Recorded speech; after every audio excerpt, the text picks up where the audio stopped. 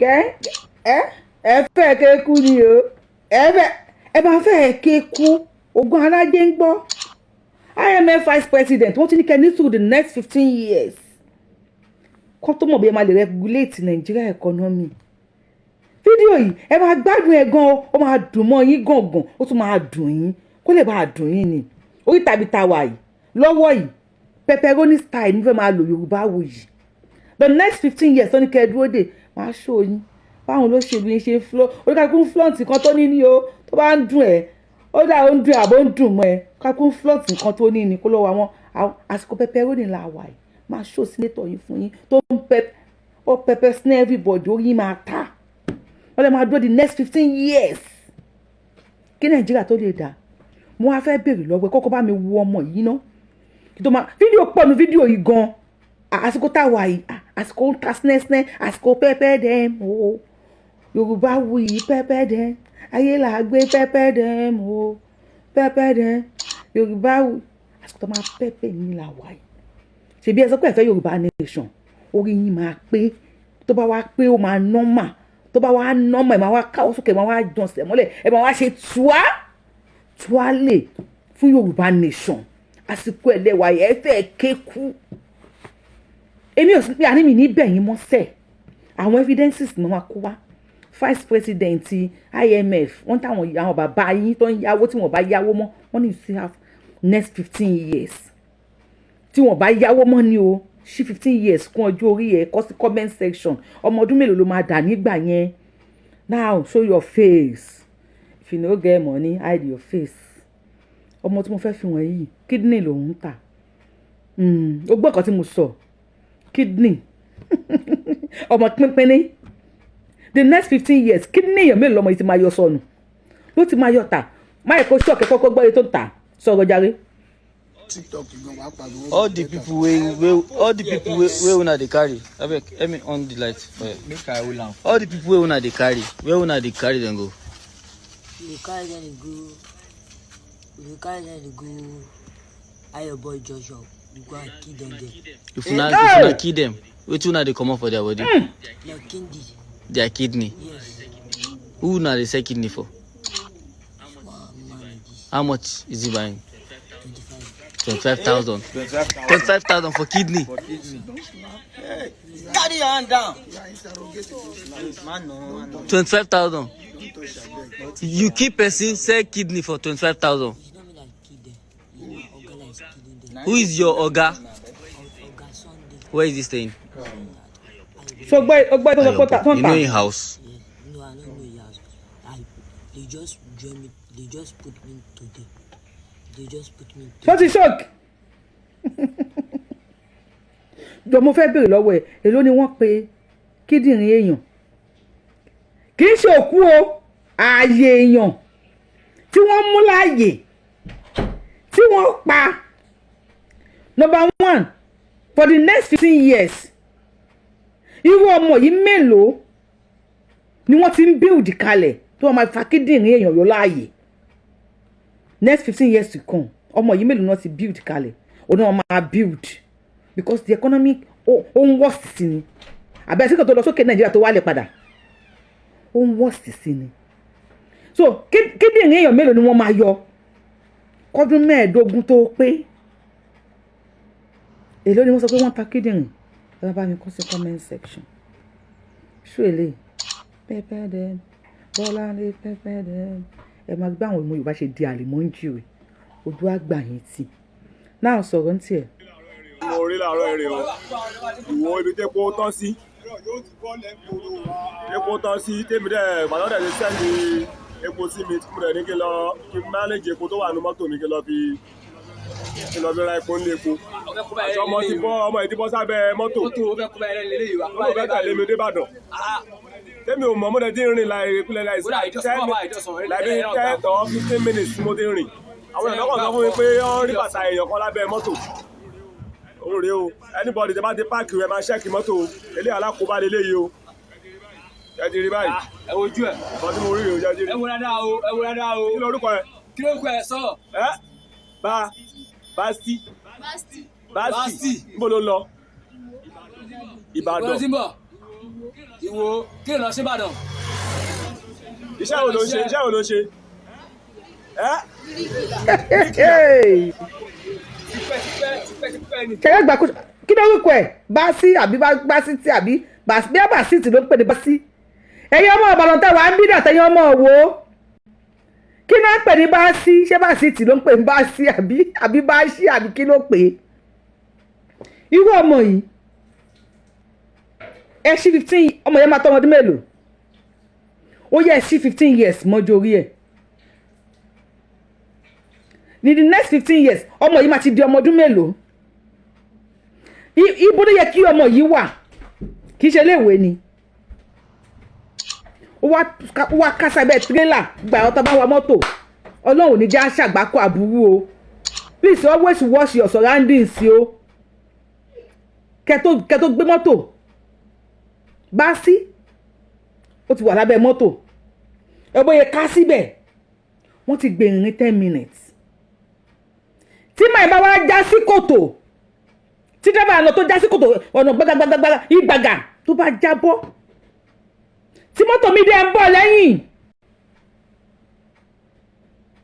tó dábàá wá dábàá yìí dúró tó bá sọ pé ó jí gbé ó fẹ́ fi ṣògùn owó ni alákòóbọ̀ kì í kó bá gi oko èèyàn ló máa ń kó bá. Now Nigeria is going this way the next 15 years what will be the fate of this boy?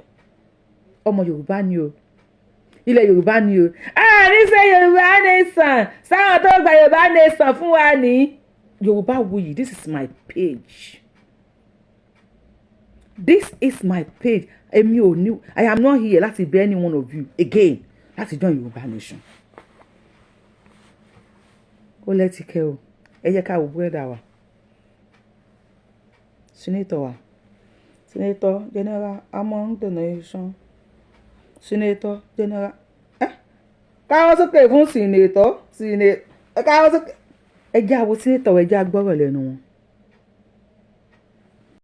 wọ́n lọ́mọ wọn gọ̀ wọ́n ní tí ò bá tí kú kí ni ó pọ̀ mọ́gàn tí ó bá ṣe pàgọ́ náà ẹ̀dá mi má má ṣe mí níṣu gọ́ọ̀mù tá gọ́ọ̀mù pa ó yẹ ẹgbẹ̀rin wọn lọ́mọ wọn gọ̀ wọ́n ní tí ò bá tí kú kí ni ó pọ̀ mọ́gàn tí ó bá ṣe pàgọ́ náà ẹ̀dá mi má má ṣe mí níṣu gọ́ọ̀mù tá gọ́ọ̀mù pa ó yẹ ilé one and only SDM lẹ́ ń wò yẹn ṣe mẹ́ni tó ń jẹ́ bẹ́ẹ̀ ṣe ti kàwé débẹ̀ ṣe ti ṣe research débẹ̀ our one and only the senator in Nigeria Senator Dino Malaye wọ́n fi bo ṣe mọ̀ pé ojúmọ́ tó bá máa ṣò báyìí gbogbo nu yàrá bedroom living room even bóyá toilet àti kitchen gan bóyá wọ́n pààkì mọ́tò síbẹ̀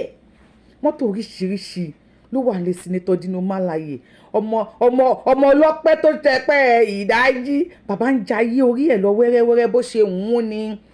He was born in 1974 I think January 1st 1974 at least 50 years now. ó ṣọ́ọ̀kì yín ọdún wo ni wọ́n di senator ó ṣọ́ọ̀kì yín yes èjì wọn mi wà lórí íńtánẹ́ẹ̀tì sí tí wọ́n ń jà fún Muhammadu Obushilaamu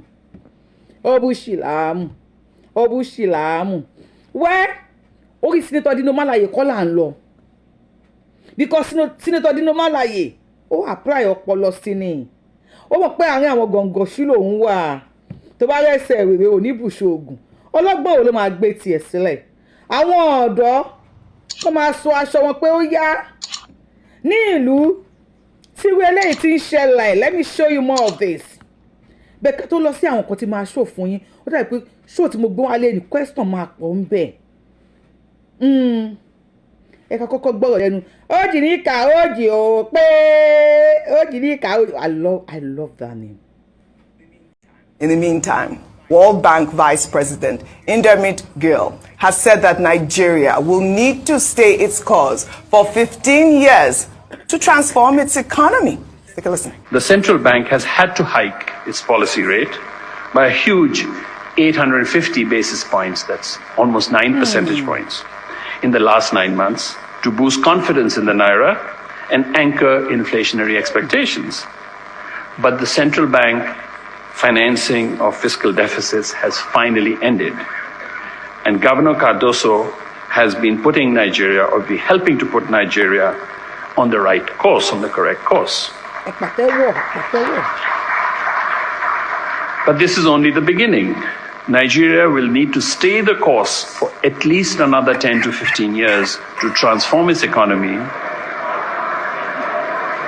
So I don't know if you're agreeing with me or if you're disagreeing with me.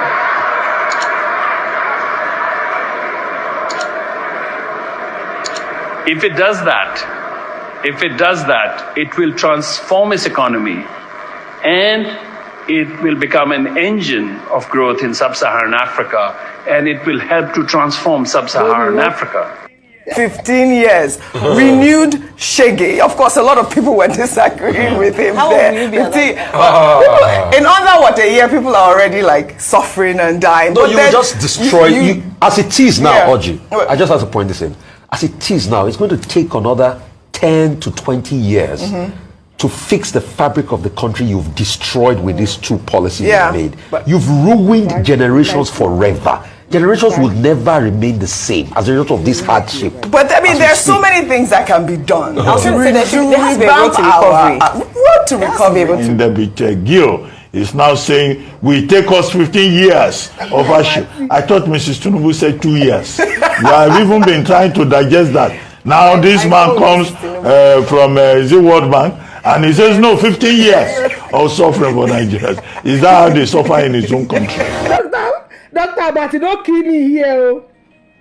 So you want to máa kó àwọn videos evidence kan kó jáde nísìn lórí show yìí kó lè mọ bá yẹ ṣe fẹ́ ta sí ni o ìwọ tó ń jà fẹ́ sìn ọmọ ọdún mélòó ni ẹ for now add 15 years to my age gbogbo ojú mi yìí àti máa kákò tí ó bá jẹ́ ti kákò ni add 15 years to your age ọmọ ọdún tó wọ́n máa jẹ́ bá mi kọ sí comment section eléyìí ò sí pé à ń bo ẹnu mọ́ and that 15 years tí wọ́n sọ ni wípé níbi tí gbèsè Nàìjíríà dé àwọn IMF nìyẹn International Monetary Fund vice president ló ń sọ̀rọ̀ yẹn níbi tí gbèsè Nàìjíríà dé for today Nigeria will need to take 10 to 15 years láti regulate economy wọn and 10 to 15 years to come ṣé Nigerians leaders politicians ṣé wọ́n ní yá owó mi so the more they yá owó mi and embezzle it the more tí gbèsè máa accumulate and the more years ọdún tẹ́tí máa lò sí tó máa accumulate. That is why I said ẹ̀yin ọ̀dọ́ ẹ jẹ́ kí orí yín kí ó fa epo kó orí yín kó ná ilé kó orí yín ná ìgboro. I am not going to beg you láti join Yoruba nation moving train only Yoruba nation pilot ti fò nínú plane àwọn train ti ń tẹ̀lé àwọn buses ti ń tẹ̀lé lọ serious buses everybody ń gan mọ́tò ni tó bá ń wẹ̀ kó hang sẹ́yìn bọ́ọ̀lù kájà Yorùbá nation because àwọn mọ́tò ńlá Yorùbá nation wọ́n ti kún tí wọ́n bá yá owó mọ́ you will spend next 10 or 15 years ìjọ tó yẹ Ọlọ́run ta ni saint tó ń bọ̀ ilẹ̀ tó máa mọ́ lọ́la yìí ṣé wọ́n tún sọ pé Tinubu fẹ́ yá owó mi and if you don't want Tinubu you want to bring a saint let us see the saint you want to bring tí ò ní yá owó so ibi tí economy Nigeria dé ń sìn tí wọ́n bá yá owó mọ́ Nigeria kù 10 to 15 years tó máa fi dá tó bá wá yá owó sí fi kún ọjọ́ orí ẹ̀ how old lẹ́yìn máa jẹ́ èmi àti lé 60 65 15 plus my age I will be in late 60s o àwa náà àti máa lọ gbẹnu àti máa lọ fẹ́ máa lọ kiss 70 ìyá arúgbó ṣé ẹnu wà ní ti máa fọ́pọ̀ but ẹ bá ẹ̀ka fi ọ̀rọ̀ lẹ̀ sọ̀rọ̀ àwọn question tí mo máa fẹ́ béèrè ni pé and we have to wait for 15 years so aláti dúró kí wo eléyìí ṣẹlẹ̀ for the next 15 years let's start from here ẹ ká bẹ̀rẹ̀ láti bíbí àwọn Yorùbá lè ń wò yìí.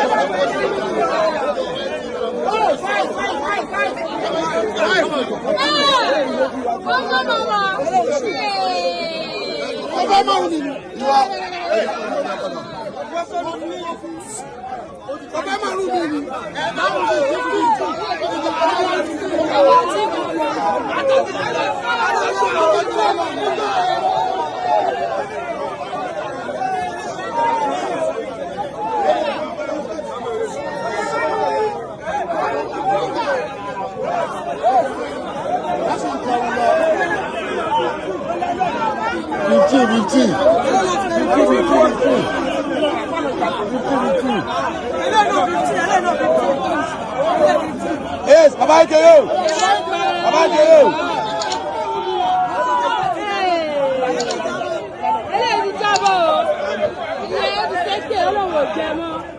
Baba Jero.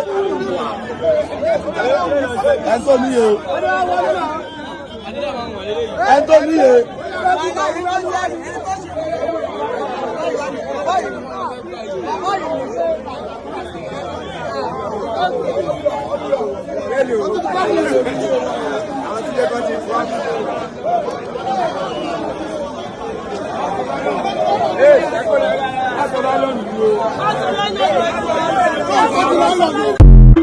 Yoruba, how do you feel watching this?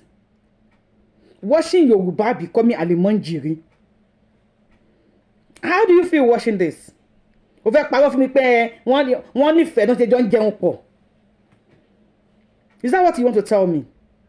How do you feel? Is this not pathetic to you? Is this not so sad to you? Are you happy watching your brothers, your sisters becoming ALMAJIRI on the streets? So, àwọn tó wà ń bẹ̀ yẹn, how old? Average of how many years of age ni wọ́n? And an average. And tó kéré jù nínú wọn, let's say tó kéré jù nínú wọn. Ó máa tó ọmọ ọdún mélòó?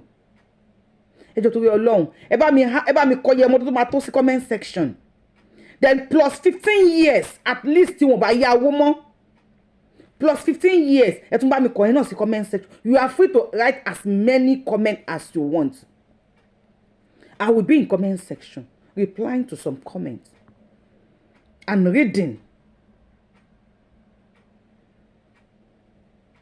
Now tell me, 15 years kún ọjọ́ orí àwọn tó ń wò yẹn, ó máa tó ọdún mélòó? If Nigeria is in this situation as of now, and you have to wait for more 15 years, what will have become these people? What will have become of me and you? If we have to wait for 15 years, just get it at the back of your mind pé tí wọn ò bá yá owó mi ni o. IMF no sọ̀rọ̀ yẹn o, and trust me, whenever they ask them for money again, for loan, despite pé wọ́n mọ̀ pé owó yẹn o, wọ́n máa embezzle lẹ̀ ni o, wọ́n máa loot ẹ̀ ni o, they will still borrow them. Kí lẹ́yìn rò pé wọ́n ṣe ń yá wọn lówó yẹn? Owó tó mọ̀ pé wọ́n ní fi ṣe hàn kan. Now àwọn house ń sìn wọ́n ti fẹ́ sọ̀rọ̀ nípa pé àwọn House of Assembly àbí House of Representatives wọ́n fẹ́ sọ̀rọ̀ nípa àwọn landlord.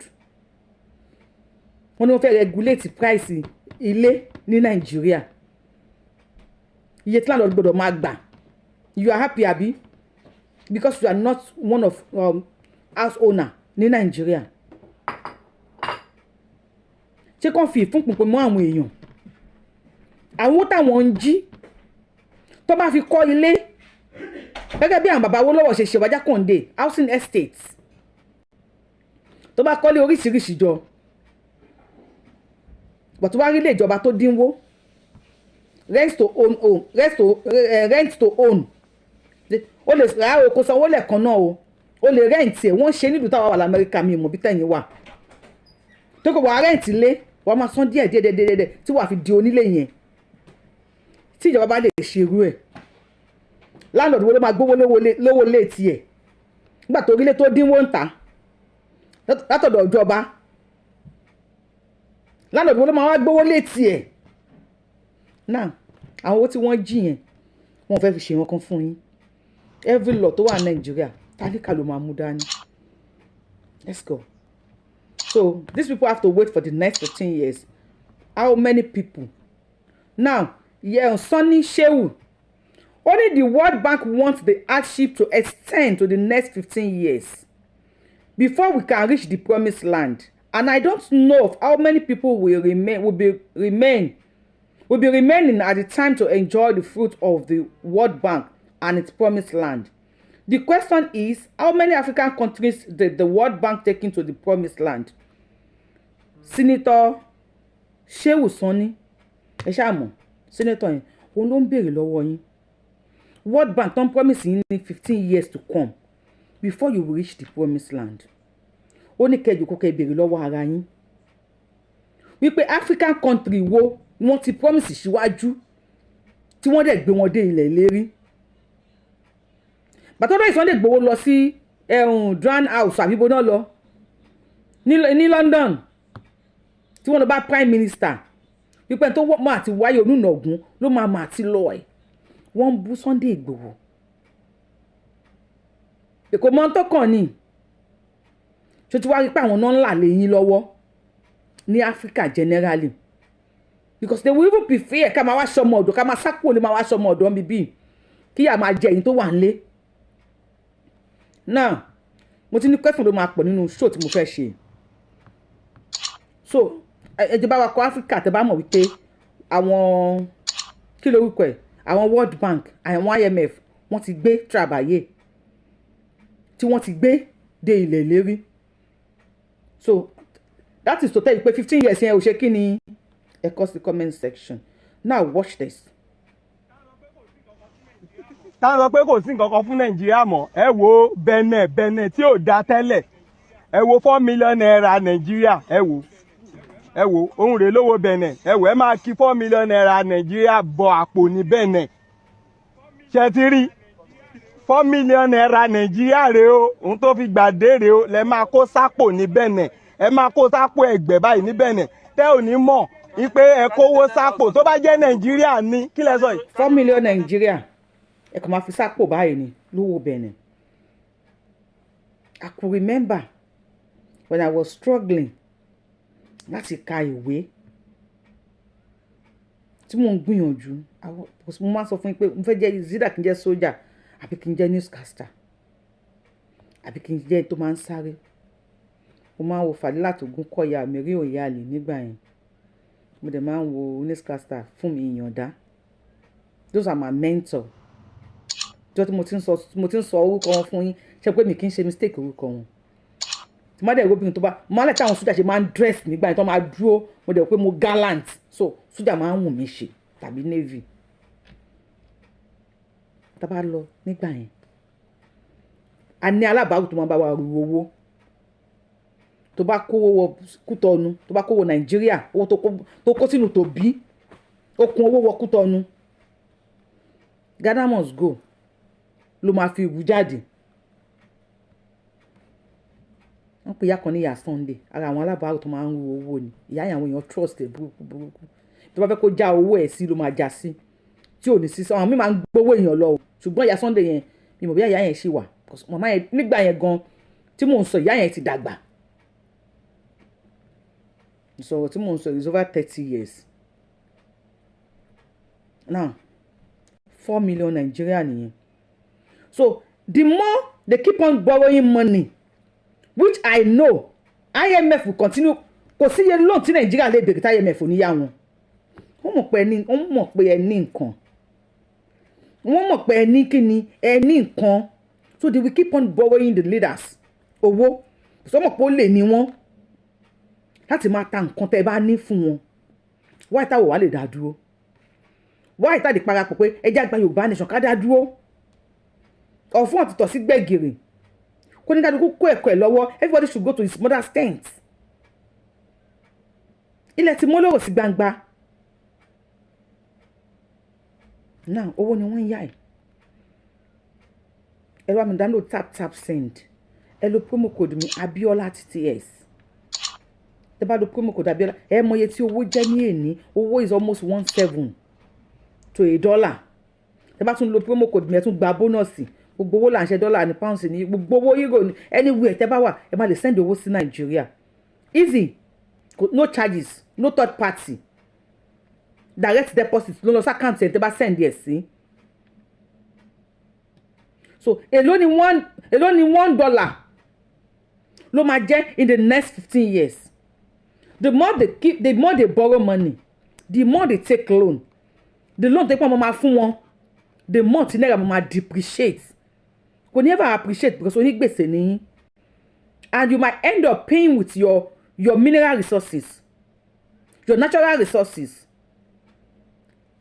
Ní bẹ̀rẹ̀kẹ̀tẹ̀ àbí kí ló máa ń sọ bẹ̀rẹ̀kẹ̀tẹ̀ wọ́n kíní kan president wọ́n ní owó tí Buhari ti yá kí Buhari tó lọ wọ́n ní Nigeria is now supplying crude oil láti fi san owó tí Buhari ti yá. Wọ́n ní Buhari ti ta epo Nigeria 3 years upfront tó ti gbowó ẹ̀. And nothing tó máa ti díẹ̀ jáde. He confirmed it. They confirmed it. Ibi tá a sọmọ náà la gbọ́mọ. The adults are distracted. I mean the youth. They are on the internet. Tí wọ́n bára wọn jà torí ẹ̀sìn. Before they close their eyes and open it, 15 years ti gorí ọjọ́ orí wọn. Èyí tó wà 35 nínú wọn. Because àwọn tá à ń pè lọ́dọ̀ yìí sìn, meet wọ 30, 35. Wọ́n ti 30 nísìn. Wọ́n ti 30. Wọ́n ta títí wọ́n ti 30. Wọ́n ò rí ta lọ síbi kankan mọ́. Tó máa fi 40, wọ́n ò ní rí nǹkan fọ́ mọ́lẹ̀. Because àwọn bàbá yìí wọ́n mọ nǹkan tí wọ́n ń ṣe. 30 plus 15 ó ti 45. Tó bá tún wá yá owó kun tiẹ̀ ta. Ó ti 50, wá lọ fi tì síbì kan ni. Ó ti di màmá, bàbá, grandma, grandpa, ó ti fi tì sẹ́gbẹ̀ẹ́ kan. Now 15 years to come, èló ni owó Nàìjíríà máa jẹ́. Let me quickly show you this. Where a senator is saying 14 million naira salary kò tó òun náà ní oṣù. Ìṣe àti àwọn videos tí mo ti show. Ní táwọn èèyàn ti dàlẹ̀ mọ́ ń jìrì. Tí wọ́n ti ń jẹun. Àtẹni tó ní nǹkan, àtẹni tí ò ní nǹkan, oníkàkùn tọ̀m. Oníkàkùn kan tọwọ́ bọwọ́ ni. Nílẹ̀ Yorùbá tiwa. Láyé àwọn bàbá wó lọ́wọ́, a máa mọ tá a rí o. Senator representing Abia North, Orji Kalu, has said that President Bola Ahmed Tinubu knows that Nigerians are experiencing economic hardship. Kalu made the comments during a live television interview on Thursday. He said that Tinubu moves around Abuja with 1 or 2 cars some nights to feel the pulse of the people. The senator also disclosed that he earns 14 million naira as his monthly salary, which he claims is not even enough. Let's take a listen. The president himself knows that Nigerians are suffering. The president knows that Nigerians are hungry. The president knows he's a street person. He knows the street very well. The president some nights use his car to go around and know what is happening in Abuja here. People really? Yes, of course. Whether they kidnap or not, the president goes around with 1 or 2 cars and see what is happening. He's not a president that's locked up in a room. He's not a president that doesn't know what is. He knows. But this president is bad. He's very courageous on his own. Because most of the things he's doing, I might not be able to take them all. How much do you earn as a salary, Senator? I earn 14 million for everything. In a year or per month? In a month. That's everything comparison. In your salary? My salary, the overhead, the worker salary, everybody. So you don't think that is enormous? No, it's not. You're not the only one. No. Let me be honest with you. Do you know this money I have to buy fuel, I have to travel to my constituency, I have to maintain constituency office, I have to sit in the constituency. It's not enough. Dr. Abati, everything compassing is not enough. I mean, what are we not going to hear in Nigeria? Well, let me take this reaction before I come to you, Dr. Abati. This is from Ennis, who wrote, "You are earning 14 million naira monthly for doing nothing. Come on, Nigerians. It is high time Nigerian people wake up to correct this injustice in the society. 14 million naira divided by 160 people or workers by Nigerian minimum wage is 87,500 naira. I know feet shout." Dr. Abati, I mean, well, you see, these your lawmakers, they are very interesting people. And someone like Senator Juzo Kalu, he's been governor twice. He's now a senator.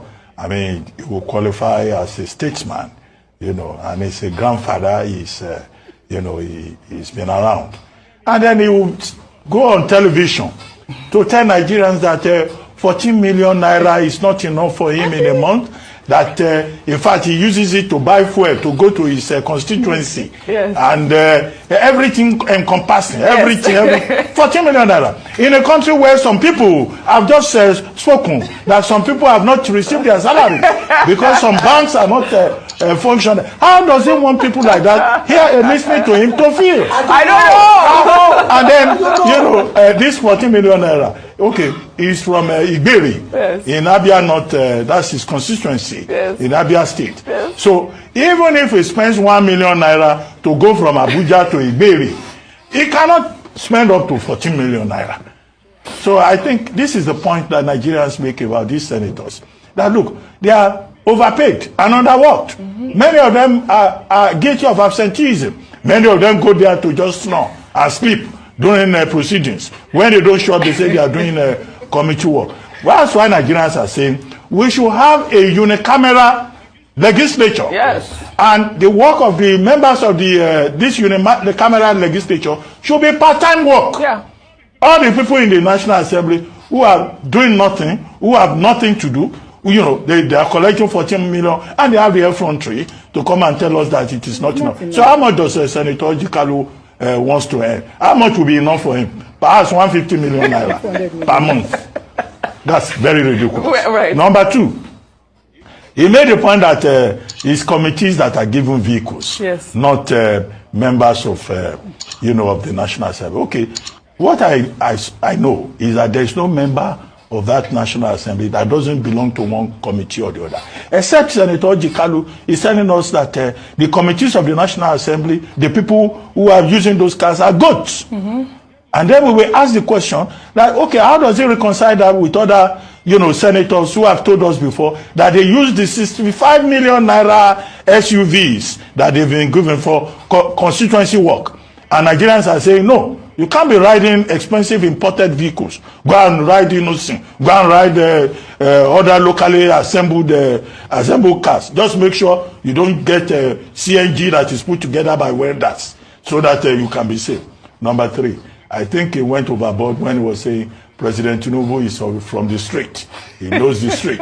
He knows what Nigerians are suffering, and he will deal with it. That he goes out in the evening. And then one or two cars. That's a security breach. I don't think it's a good thing to be announcing that sometimes in the evening, President Tinubu goes around, you know, Abuja. In a country where there are kidnappers. He said it doesn't matter. No, we don't want our president to be kidnapped. Ọ̀rọ̀ burúkú pẹ̀lú ẹ̀rín àbí kí lẹ rí sí tí wọ́n sọ yẹn òkété fẹ́ tójú ọmọ ẹ̀ ṣe ó sọ di kòtò. President Tinubu goes around àbí nírọ̀lẹ́ breach of security nìyẹn because they want to wọ́n fẹ́ cover up wípé àwọn ń ṣiṣẹ́ Yorùbá sọ pé òkété bá sọ pé òun tún ojú ọmọ òun ṣe ó máa ń fi gígùn lójú náà wá sọ di kòtò ìlú tí insecurity tó káàkiri ẹ má kàn jí bàbá wa gbé o torí tó ń dunni ló ń pọ̀ lọ́rọ̀ ẹ̀ ní má kàn jákàn bí ọmọ olódò rẹ gbé o ó dáa kò dáa bàbá wa ṣe nílẹ̀ Yorùbá o ẹ má kí wọ́n jí gbé o àbí kí lẹ sọ ẹ̀yin tẹ́ ń wò mí ṣé kàn jí dádì mi gbé ni àkànbí ọmọ olódò rẹ wọn náà wà rìn káàkiri Tinubu knows wípé ebi ń pa yín wọ́n ní Tinubu mọ̀ pé yà ń jẹ yín Tinubu mọ̀ pé ẹ̀ ń fòrò ẹ̀ ń dààmú ebi ń pa àwọn èèyàn ń kú anyhow wọ́n ní Tinubu mọ̀ ó ń káàkiri ohun bí security yẹn ṣe ń ṣe yet wọ́n ra SUV 100 and something million Nàìjíríà kí ni àwọn mọ́tò tẹ́ ra ìkílẹ̀ fi ń ṣe àwọn fi ń káàkiri àdúgbò yẹn God bless Traoré Ibrahim Traoré I just love that Burkina Faso president ó ṣe sàǹdúró fáwọn tìlú ẹ̀ àtọ́ òun bá ń gun mọ́tò 1990 bí wọ́n sínétọ̀ kan tó fẹ́ gun mọ́tò kínní kan ṣùgbọ́n aṣojú wa àti ẹ̀ ṣùgbọ́n president wa bébí ṣe ń pa wá tó tán bọ̀ pé bí ń pa wá táwọn ṣe ń ra private jet náà ra yọ́ọ̀ṣì everything fò káàkiri ló ń sẹ́gẹ́ mẹ́ǹgẹ̀ ta ló máa mú wọn ta ló máa bí wọn àwọn ọ̀dọ́ tó máa dìde láti béèrè ẹ̀tọ́ wọn wọ́n wà lórí Facebook lórí TikTok tí wọ́n ń jà fún ẹ̀sìn ẹ pé ìjọba ò dá sí ìjọ báwo lẹ́yìn ṣe rí pé inú ìjọba ṣe máa rí lọ́wọ́ ẹ̀ tí wọ́n wà distracted báwo lẹ́ ṣe pé inú ìjọba ṣe máa rí if you are among the others ó bú ṣì làámú tí ẹ máa ta ní the next 15 years before you close your eyes and open it 15 years ti dé báyìí níbi tó dúró sí ìjọ ọ̀nà bá kàrà tákàrà ń bímọ ìjọ òtún wọn bí wọ fúnra rẹ̀ ó ti dàgbà so before you open your eyes close your eyes and open it 15 years á dé bọ̀ akọ̀ pa ó dà pé irun ìjàgbọ́n lè ti kọ́kọ́ máa bẹ̀ irun fún kọ́rin ìjàgbọ́n mi àkọ́kọ́ òbí òun ṣàkọni ìjọ tọmọ ẹ bá lóyún wọn ní ọmọ ẹ kò sí òun ní rí school náà létí tí nǹkan fi ń lọ ẹ many children are out of school in Nigeria many are even homeless so ẹgbẹ́ kan ní tiẹ̀ dúró sí èmi ò ní bẹ́yìn kẹ́ follow Yorùbá nation mọ́ níbi tá a bá dé akọ́mọ káwọn evidence kan wá fún ẹni ó wá kù sí ẹ lọ láti máa béèrè lọ́wọ́ ẹlẹ́dàá ẹ̀ wípé do you still want to remain in that contraption called Nigeria for the next 15 years ọdún fẹ́ wáàyè pé ká pawọ́pọ̀ ká kúrò nínú àgbákò yìí ká ní ilẹ̀ tiwa àsìkò tá a bẹ̀yìn ti tó tèmi kí n sọ pé ta tèmi bẹ̀yìn ti tó àsìkò kí n ká máa figi gún ojú ẹ̀ òun lèmi wà yìí nǹkan kú ló ní límìtì sùúrù tí mo fi bẹ̀yìn ẹyin mọ̀ ìyá mi ìkíní kan bóyá wọ́n sì ní wá ẹ̀ bóyá ẹ̀kọ́ kan tọ́dọ̀ bá ní kó rí mi wálé kí n sọ fún yín pé ẹja pawọ́pọ̀ bóyá ẹ̀kọ́ kan ìtọ́ máa máa kankan wá fún ẹ 14 million lẹ́nìkan gbà yìí mo wá fẹ́ béèrè lọ́wọ́ ọ̀wọ́ tó ń wò mí mo ti ní question lè máa pọ̀ nínú eléyìí mo fẹ́ béèrè lọ́wọ́ ọ̀wọ́ tó ránjú kankan bí ojú adó ní ọ̀yọ́ kó tó ń wò mí àwọn senators yìí ṣé wọ́n ti jáde níjọ́ kan kí wọ́n sọ pé wọ́n fáwọn ní ìjọba jẹ́ àwọn ní sálárì bíi oṣù méjì ṣé wọ́n ti sọ rí pé ìjọba jẹ́ àwọn ní sálárì ó ti gbọ́ lẹ́nu wọn rí because they make the law àwọn náà aṣòfin so before they pay your father ní sálárì tiẹ̀ wọ́n á kọ́kọ́ yọ sálárì tiwọn náà tó bá ṣẹ́kù àwọn bàbá yín àwọn ọmọ ìyá yín wọ́n á rí sálárì gbà tí ó bá dẹ̀ ṣẹ́kù ẹ kó ṣì síwájú sálárì tiwọn ló máa jẹ́ first láwọn tó sọ pé àwọn lọ síbẹ̀ lọ sìn ẹni tó di senator lẹ́nìí he was once twice a governor of a state in Nigeria. The same people, also the turning point, they keep on rotating themselves from councillor to chairman to kini kan senator to governor to house kini kan to lawmaker. Wọ́n ṣe ń rotate nìyẹn. Wọ́n ti tán wọ́n fi dórí president. And tó máa pa àwọn tí ń weak fún they put their children there. Sọ fún mi, ọmọ politicians mélòó ló wà nípò? Kọ sí comment section yìí tó bá mọ̀. So now the rich are becoming richer while the poor are becoming poorer. Is that the life you want to live?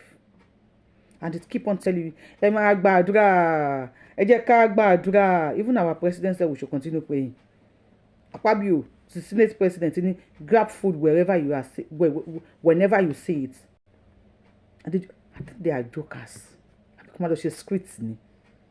Come on, she's scripts ni.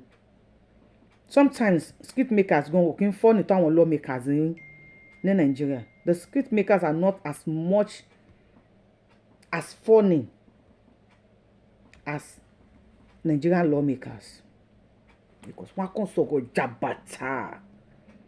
They don't care. They never protest. One of my you guys should go and protest.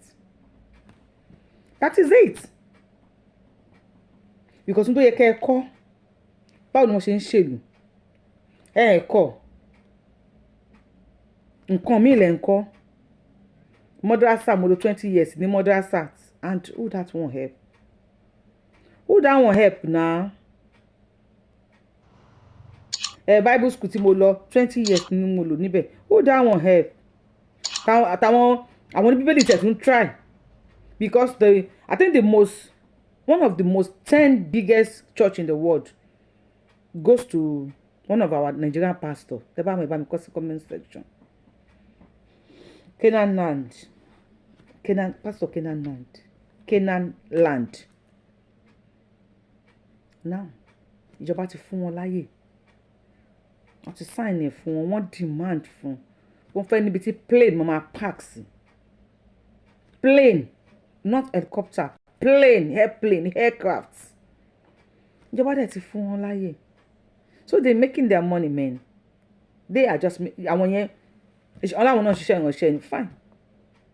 But àwọn make owó tí wọn. Mélòó ni wọn lè tó máa bọ́tà protest? But wọ́n sọ pé ibi ń pa yín. Wọn kí ẹ̀. Kí ló kàn wọ́n yẹn? Wọ́n ti ṣiṣẹ́ kalẹ̀ fún the 4th generation to come. Wá. Wọ́n ní ọ̀rọ̀ mẹ́ta òkín tó ṣì. Iṣẹ́ wo ni ìyá àti bàbá ẹ̀ ṣe kalẹ̀ fún ẹ? Má wò mí náà. Ọ̀rọ̀ tó wà nílẹ̀ yóò gbẹ̀rù ẹkún. Àbó tí ń sunkún ni. Ogún wo ni wọ́n jẹ kalẹ̀ fún ẹ jàre? Mélòó ni ìwọ ṣe kalẹ̀ fáwọn ọmọ tiẹ̀? Generation ẹ mélòó ló ti ṣiṣẹ́ kalẹ̀ fún?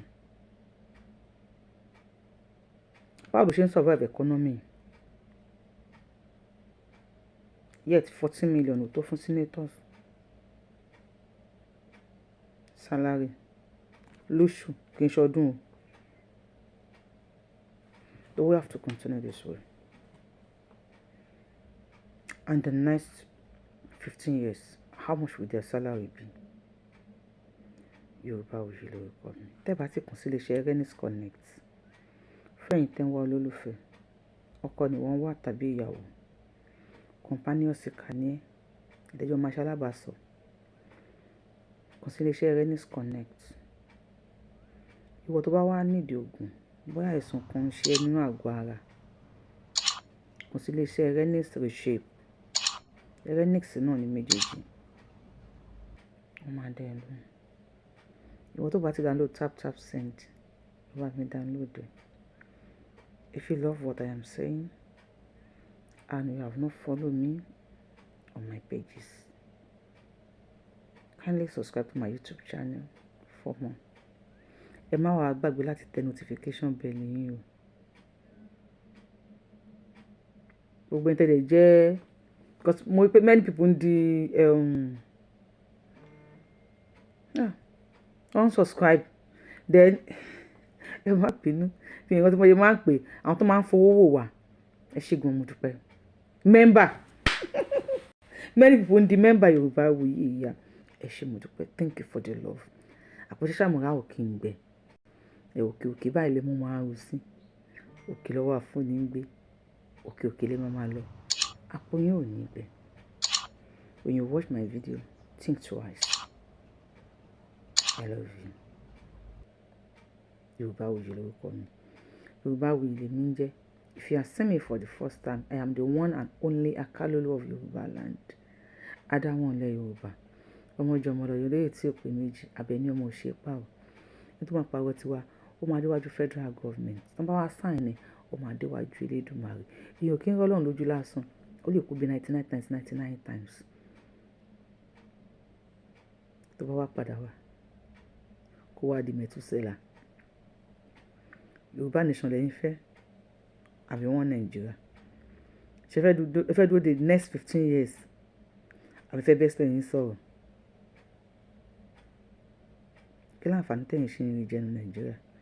ẹ bá mi kọ sí comment section. ṣé lórí ètò iṣẹ́ títẹ tán pọ̀pọ̀ yín ẹ̀ tètè pàápàá sí ọmọ iná show tap send ẹ̀dọ̀ download ẹ̀ o kẹ́ wá lo promo code Abiola TTS o. ẹ má gbàgbé láti turn pop lórí show yìí lẹ́ẹ̀kan sí. I love you. Bye. Good have. Ẹ ṣé gan.